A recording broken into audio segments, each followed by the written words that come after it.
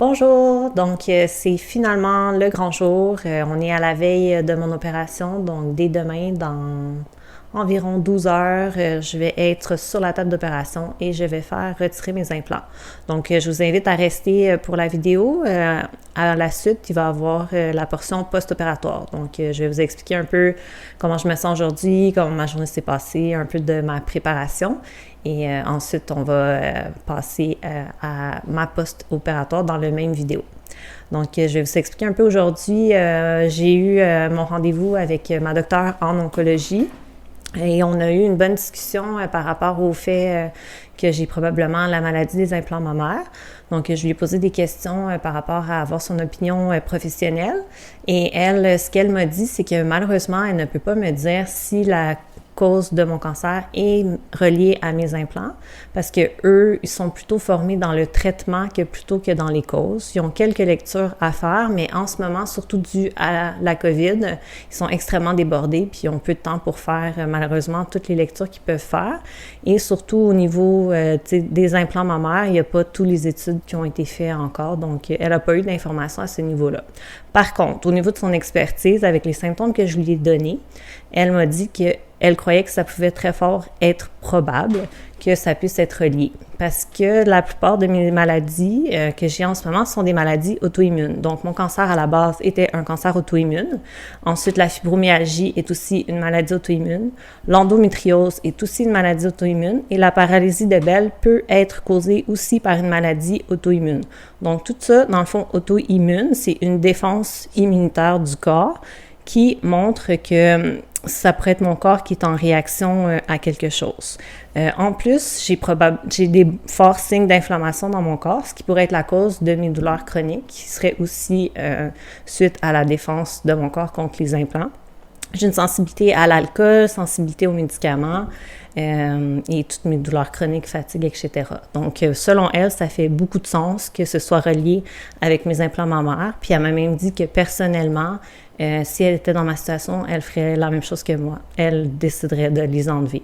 Donc, je vais avoir un suivi avec elle dans 6 mois. Elle m'a demandé, malgré que c'était supposé être mon dernier suivi aujourd'hui, de refaire un rendez-vous de suivi avec elle dans 6 mois afin de voir si mes symptômes sont disparus ou non. Puis je lui ai dit qu'avec plaisir, ça me ferait plaisir de participer à ce rendez-vous pour qu'elle puisse avoir un peu plus d'informations si jamais elle a des patients qui pourraient être dans la même situation que moi avec des implants mammaires.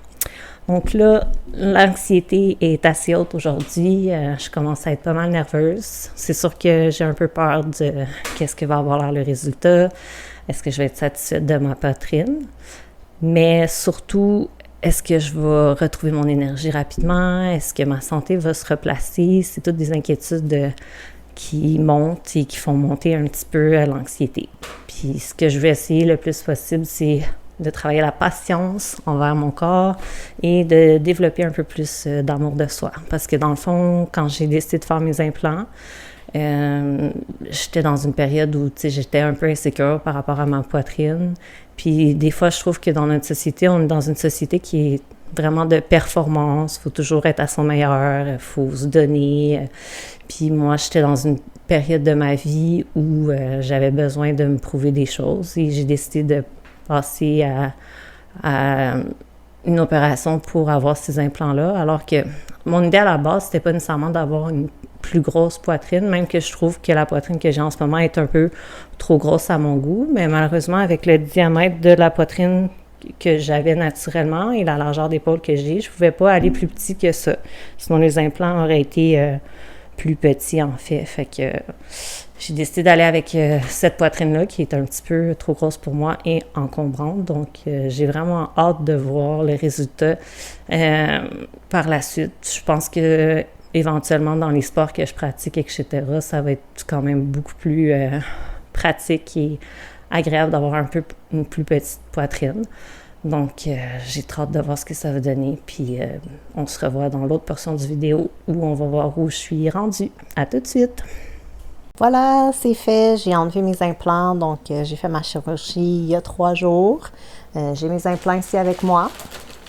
Donc, on voit la belle couleur jaune Ça doit peser environ un bon 7 livres. Donc, voici les implants de plus proche. Je voulais vous montrer qu'il y a comme des petits endroits où il y a comme des drôles de particules. C'est un petit peu louche.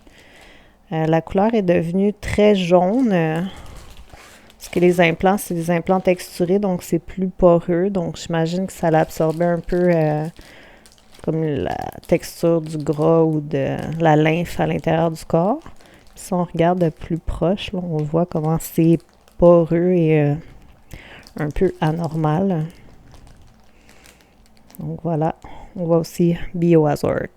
Je respire déjà mieux, donc je vois vraiment déjà une différence. J'ai eu ma chirurgie vendredi dernier. Donc, c'était une chirurgie par sédation. C'est la première fois que je recevais ce type d'anesthésie générale. Et c'est à date la chirurgie qui s'est le mieux passée dans les chirurgies que j'ai eues. Donc, le réveil s'est super bien passé. Le chirurgien était content de la chirurgie. Là, c'est sûr que ce qu'on voit en ce moment, c'est vraiment pas le résultat final. Ça va désenfler beaucoup. Là, c'est encore très enflé. Par contre, la douleur a beaucoup diminué. Les 2 premières journées, j'ai pris de la codéine et des Tylenol et des anti-inflammatoires. Puis là, aujourd'hui, j'ai même arrêté les Tylenol complètement. Donc, je dirais que j'ai une douleur d'environ 2 sur 10. Je sens déjà quand même une bonne énergie malgré le fait que je sors d'une opération avec anesthésie générale. J'essaie quand même de bien manger. Dans les prochaines vidéos que je vais faire, je vais vous montrer, je vais faire une détox pour essayer vraiment d'éliminer tous les produits que j'ai reçus, comme la codéine, les anti-inflammatoires, les antibiotiques, l'anesthésie générale.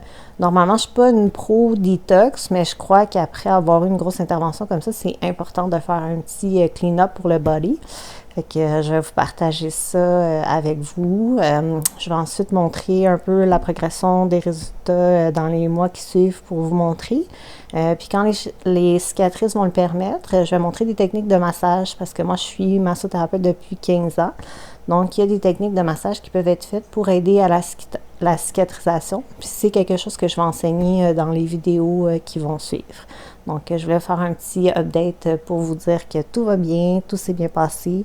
Je suis très contente d'avoir cette merde qui est sortie de mon corps. Donc, merci d'avoir écouté la vidéo. À bientôt! Merci d'avoir regardé la vidéo d'aujourd'hui. Si vous avez trouvé ça instructif, si vous croyez que ça pourrait peut-être aider les femmes que vous connaissez, n'hésitez pas à partager ma vidéo, appuyer sur like et vous inscrire à mon channel. Merci!